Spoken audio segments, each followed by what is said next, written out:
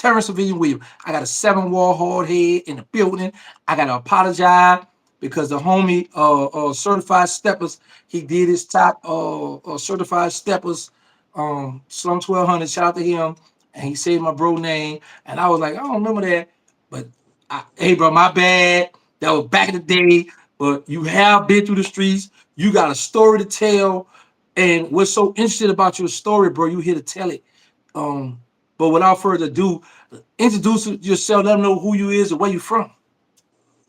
What's up with it, y'all?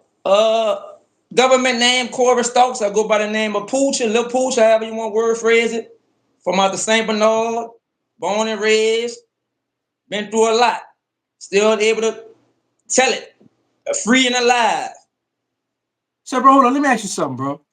Because this one I have to tell people that I was in jail, right? I say, bro, when we was in concerts, it's like, how y'all could tell what project? I say, the 10th wall got dark-skinned dudes. The Calliope had dreads and braids. I mean, beards and braids and beards.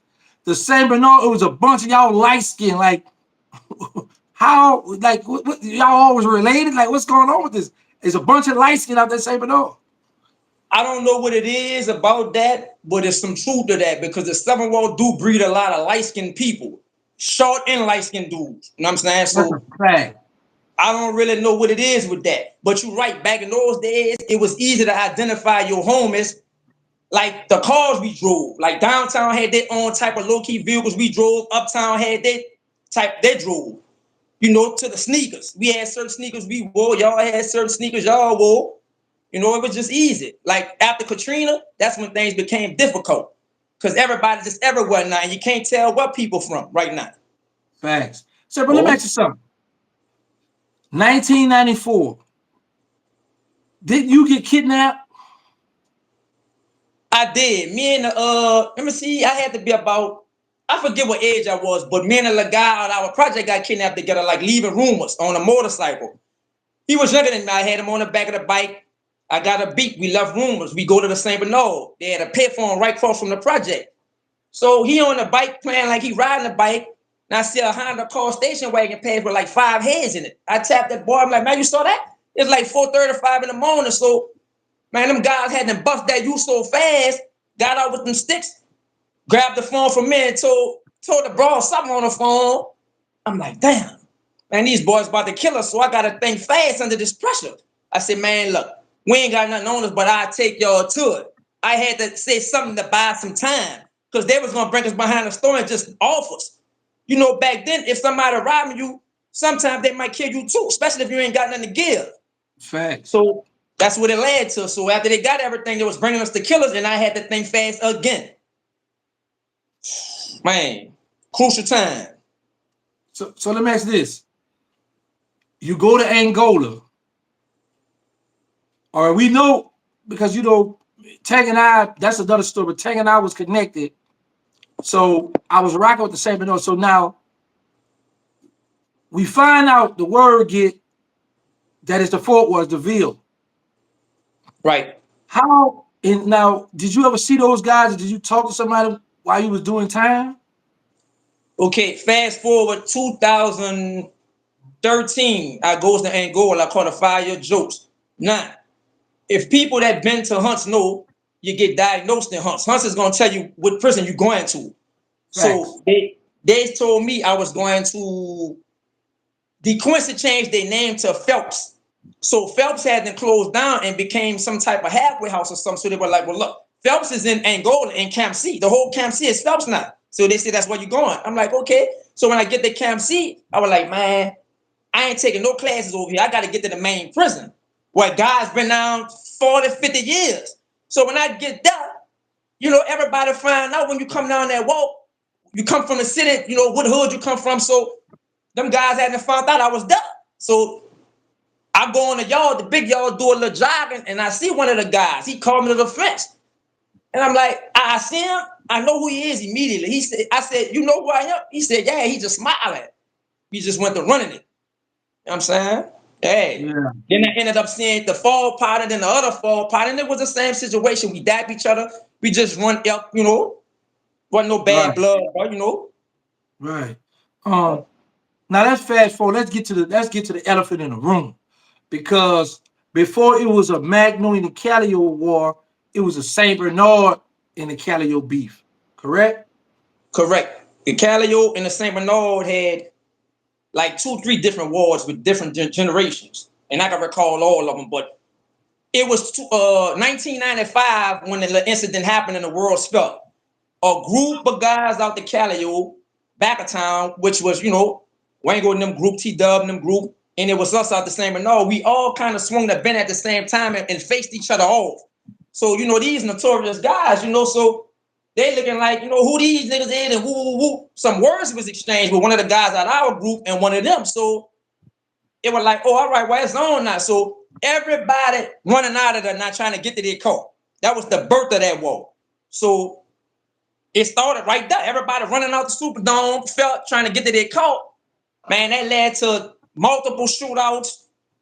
Now, as I can recall, Byron Mason out the St. Bernard, he was the only one got killed from our side, and Roundel got killed from out the Calliope. After that, that was the only deaths. It was just multiple shootings. I got shot 7 times behind that situation. Hold on. You got hit in the nose. I got hit in the nose on Washington at the second line. I was on my motorbike. So I had to take the helmet off. I was at the hood store on Washington. I took the helmet off to drink something, and they must have passed in the car because the traffic out there, the second line bumping. So they must have saw me. So my instinct kicked in. I'm like, man, I don't feel right. So I look to the right. I see 3 guys peeping on side the building. I'm like, man, what these dudes peeping at me for? Throw the can down. I put the helmet on, get on the bike, crank it up. It just opened up on me. The shots just went going off.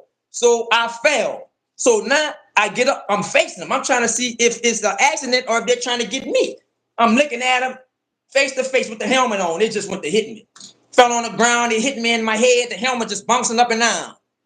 Somebody tied something around my leg. I felt like I was 400 pounds because they broke my thigh bone. One of the bullets was so big it broke my leg. So somebody tied something around my leg, and I just hear females crying out there. Somebody saying, no, don't tie that on them. They're trying to take the helmet off to see who I am. So somebody said, oh, that's little Corey. That's little Pooh out the St. Bernard. So, I hear the ambulance coming. I'm like, man, I had them went out. And I kind of felt like I was somewhere else outside of my body because I was like, I just don't want to die here. I'd rather go to the hospital and die. I don't want to give them guys the pleasure of dying in their neck of the woods, Mm-hmm. So, I had multiple surgeries for my head. I got hit in the back of the head. The helmet had 5 holes in it. The back of the head, the stomach, both of the legs. So when I did recover days, weeks later, whatever, my mother told me that the news said I was dead. They pronounced me dead right then and there. But I made it through that, And I had a guy, a lawyer friend out the milk, Lance. R.I.P. Lance, that was my dude. Lance came to the hospital and saw me. I had friends uptown and downtown. It wasn't about that with me. But, some people don't care about that, Hey, yo, I remember you came in in that Camaro. On Magnolia at the block party, making the tie go with all that smoke. Hey, we love to know you, man. All the projects uptown. So we had our thing, especially me. Every day in the St. Bernard, once I'm doing, at the end of the day, man, I'm going uptown, man. Hey, hold on, bro. You used to hit one of my baby mamas too, now that I think about it, bro. First, you had her first, though. You had her first, but by her being in the know, I had to go in on and plant the seed. But that's facts, because I caught a 5-year Jost, and I lost all communication with her. And that's when you and her created a seed together, You can have her back. You can have her back now, but listen. No, man, I'm good, man. Hey, bro. Well, listen. That's the name I remember, Corey. Right. Because when he said Pooh, I'm like, no. But then when I saw I said, oh, man, the whole bit. But we used to have that little fro, that little bush. Right. That Camaro. Yeah, bro, that's crazy. Right. But listen, I remember one time, that Tank and Rollo came in the project, and Rollo had, one of them had the Mag 11, one of them had the 9. They had them in their pockets. I said, man, put them under y'all arm so somebody put up, y'all can easily grab them when we talking. I said, look, I'm going to come back to the St. Bernard Monday, and man, make sure I'm good. Had a brawl for me back there. And we got you. I didn't go that Monday. I want to come back to that Wednesday, but Rollo got crushed back there. And I was like, man, get that and come back here, man. Y'all playing around. And Rollo got crushed. And that's all I can say about that. Man, I mean, I have encountered that guy Valo before. You know, I was a young pup, fresh in the game, and he caught me slipping in the hallway, bro. I had a pair of red low top Ballet animals on. Well, I got set up by somebody out the hood that was related to him. They set me up, and he caught me slipping, took my animals off, took all the money I had, took all the bread I had, but you know, it What was what side it that was. was? What year it What side? was? What side the animal was? I think I was a 7.5 back then, because I was Nah, 8, 9. I was about to say I had them. No, I, You I probably was did. I was 9. But listen, Okay, uh, okay. but now, bro, for real, I just tell a lot of people that the St. Bernard project was the only project that I was comfortable going back, hanging out, Right, chilling. You know what I'm right, saying? I ain't had to worry about nothing, bro. right. Because That's crazy. you know that the Seminole wasn't going to backdoor you. The Seminole had no reason to backdoor you, and you know I'm gonna be real with it. We had admiration for you. We liked your style of what you was doing. You know, Yeah, even bro. me myself, you was one of my faves on that level of the game. You know what I'm saying? No, Mm-hmm. no cap. You know what I'm saying? Say, bro, but you know Yep. what's crazy? Look what you've been through, bro. You've been kidnapped. You've been shot up, hit in the head. How many times you got hit in the head? I got hit in the head one time. I actually have a dent in the back of my head, like when I wear a low haircut. A long time ago, I used to have a long scar, but it kind of growed a little bit. But you could stick your finger in the hole. I take my kids' finger all the time and I stick it in the hole when I be running F's with them, letting them know the things dad had been through, you know. And I got a rod in Man, my left leg from my hip to my knee. You know, and they took some of the stuff out of my stomach, man. I don't know how I survived that, to be honest, bro. Just like yourself, I know some of your situations. You done been stabbed, shot multiple times, different occasions. You know, it's a miracle, just a man. fact, bro. Say, bro, hold on, bro. So you got all this here problem. You get a check? No, I don't. I don't. But when I first hit the penitentiary as an adult, I went to dequincy. And when I got in that whole squad, that field, man, I was trying everything to get out of that. Them people weren't trying to hear that shit. I got medical records, all type of shit, man. They weren't trying to hear that shit, man. So Yeah. I had to tell them. Now I Man, don't that's get no check crazy. though. I don't get no check though. Oh man, you need to be getting a check, bro. Man, all that problem. You just move around good with the rides? Yeah, well, I had a limp. Like I remember your limp back in the G. Well, it probably wasn't no limp. That probably was how you walk. I had that limp similar to how you was walking. I had that stick on me, man. But let go ahead. Ah, yeah, I got you're that right. Now stick that on. I That's think why I about it, walk but like that. hey, it's all good. Now I'm Gucci, man. I can play football, basketball. I can do anything, but I just can't stay on that left leg for too long. Like I get tired or whatever, you know. Oh, Yeah, got you, yeah. man. Well, have you heard from this? When I come to Bernard by Lil Tank, Marvin Riney, or the little small, or Meeky, Meek. Meeky, Yeah, where he at? Meeky passed away, man. What? He had a he had a situation he got involved in, and you know he had something happen with him in Atlanta, and he got shot. And they said he wasn't taking care of the wound properly, so like 2, 3 years later, he passed away from the wound. They said, you know, he got shot in the leg or whatever, probably hit a main Oh artery or something, and you know, a couple of years later, he died from that wound. man, Shorty was a little gun, brother. Shorty wasn't playing, man. He was young. Yeah, yeah, Mika, he was one of those ones. If that wouldn't have happened to him, see, his family had migrated to Atlanta. It was one of the female cousins. She was the first one migrated to Atlanta, so they used to be trying to pull their people that way to keep them from out of trouble down here. But Mika was just one of them ones, you know, he part of that Tank bloodline. But their family was just like that, the men in their family, you know. All of the guys in their family, I grew up with them, so, you know, I know that's like, it practically was like related to us, like, you know, cousins. Like we used to call ourselves cousins. Mm-hmm. Say, bro, the crazy part about it is, I believe, because like I said, I used to go back there and hang out with them. He was Right, young back then. He was a little teenager, and right. I could just tell, the aggressive nature he had. So for him to go to Atlanta, he might have tried them boys out there thinking they sweet, not knowing his tools everywhere, bro. Right, right. And that's basically what it was. See, when you used to come back, though, I wasn't around. I had a lot of women I was dealing with back then. I Yeah, I hit for a know. while and I'd be gone. See, Randy stayed on that third floor. So what happened was when I used to go there to get him so we could go do what we do, he used to take forever getting this stuff together. So I was like, you know what? Let me go downstairs under this tree and do what I do while he getting this stuff together. So the young kids started calling the tree the money tree. You know what I'm saying? So I come back like the next morning and they'll be running up about you know, Blabber came through or whatever. Start fucking with, you Yeah. know, tanking the guys or whatever. So I wasn't never around when you and Blabber was coming through. Well, Yeah, bro. That's but I crazy, used to bro. hear. Yeah, man. It just feels good to be able to talk to people I know from back in the days, went through what I went through, but now you survive. So now you out because there's a lot of youngsters out here now, bro. They lost. And what I tell people, the difference from you and I, from us and them, I mean, is everybody we looked up to was gangsters. So now that we home, they got a chance so we can tell them, look, this is what happened. Like, look at your testimony. You got hit in the head, bro. You know what I'm saying? And God allow you to still be here, man. You know? Um, Boy, you want to Well, say something? yeah, I want to say that the feelings are definitely mutual because it's like the way things are set up down here now in the city is like, I really don't know these young guys' purpose out here. Like, you know, the stuff they're getting into, I don't know what happened for to really try to judge nobody, so I ain't trying to do that. But I just knew back then people was about their money, and whatever came with it, we just dealt with it. It's like, I don't know what's going on out here now, man. It's just, man, they just on go. I don't know what it be about, but it just be on go.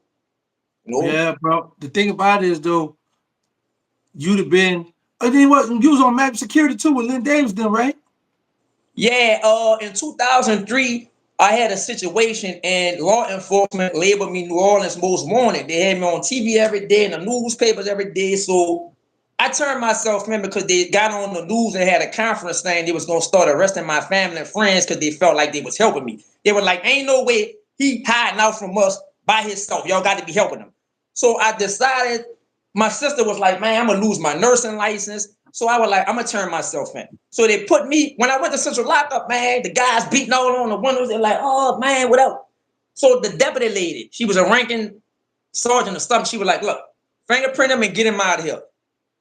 So they didn't want to bring me to old parish. They felt like my life was going to be in jeopardy, like I was going to have a lot of beef with the guys up in there, whatever. So they brought me to maximum security in HOD and WAP, our Hood, Porter, Richard Porter. Right.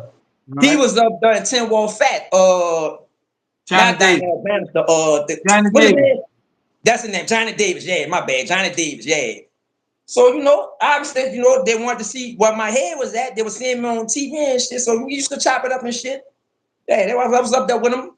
And what that was, September 2003, I went up there with them. And I started filling out paperwork to the wall. And I was like, man, look, I need to go to the parish. I need to get around these law books. Because y'all ain't about to hang me for all these murders. Y'all got me pent up for. So they ended up bringing me to the old parish that November. Okay, Yeah. what floor you was on? What you talking about, in HOD in the Nah, parish? in the parish. The first till I went to was A2. Oh, you A2. were okay. They had the juveniles over the A1 and A2 then, right? I don't think they had no. Let me see. I know they had a couple of those guys on that John Mack shooting up there. They had like two of them up there. I ain't gonna say there was no 15 and 16. They probably was 17. They wanted to try them as an adult, 16 going on 17 or whatever, you know. Mm-hmm. But A2 was the first time I landed on. I ended up being all around, you know, at some point. I stayed 2 years in the parish. And I went to one trial and got found not guilty. And the rest of that stuff just collapsed, man. They brought their strongest case to trial and I beat it in trial. I had the white boy, Rick Tessier, that was my lawyer. So Man, they that ended was up my dropping him. first. Rick Tessier was my lawyer back in the day in 1992 when I got my first tip murder, and yeah, man, Rick Tessier, that was my lawyer. Yeah, Wow. yup. Yup. Yeah, bro. So, you got any shout outs you want to give before we get out of here, bro? Man. Well, I mean, it's only right that I shout out Uptown, man. I always loved it, that Magnolia, man.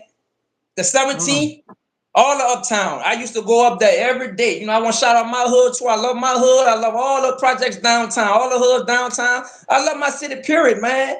You know, I just wish that these younger guys that's out here now just change the way they're doing things. The street's supposed to be about the money. You know, it's like more murder now as opposed to getting money. You know what I'm saying it ain't supposed to be that way, you know? Yeah. No, Yeah. no. Bro, and you come from a line of steppers, being knowing better, been through it all, and now, God bless you to still be here. Cause look, I was just thinking, bro, now Lil Tank, his brother Marvin, Meeky, um, Rallo, all they gone who I used to come back there on Gibson and hang out with. So man, it's a blessing to be able to talk to you, go back down memory lane, and Vice versa.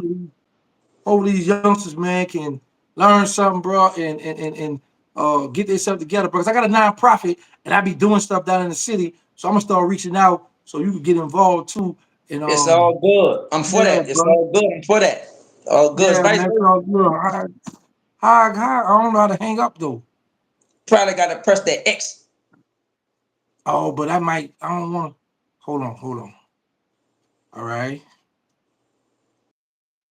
Okay, now that's one step, y'all. I got it. All right. Now I got to see how do I get off here. All right. Anyway, y'all know my motto. Let's say no to drugs, stop the violence, put the guns down. Make sure y'all get tested for HIV and AIDS, y'all need to know y'all standing. We got the nonprofit. They need us. The Instagram, they need us. Third War, the movie, them boys at war, the reality show, Survive Without Birdman. And I just talked to a downtown stepper, Chris. I didn't know that nickname because I remember him being a little fly guy with the bush coming through in a Camaro, coming through stepping, doing what he do. But anyway, thank y'all for all the support. And that was I had a pretty good time going down memory lane, man. And that's thanks to Slum 1200 because he ain't like, man, how you gonna forget what I mean? All right, my bad, calm down. Let's go talk about it.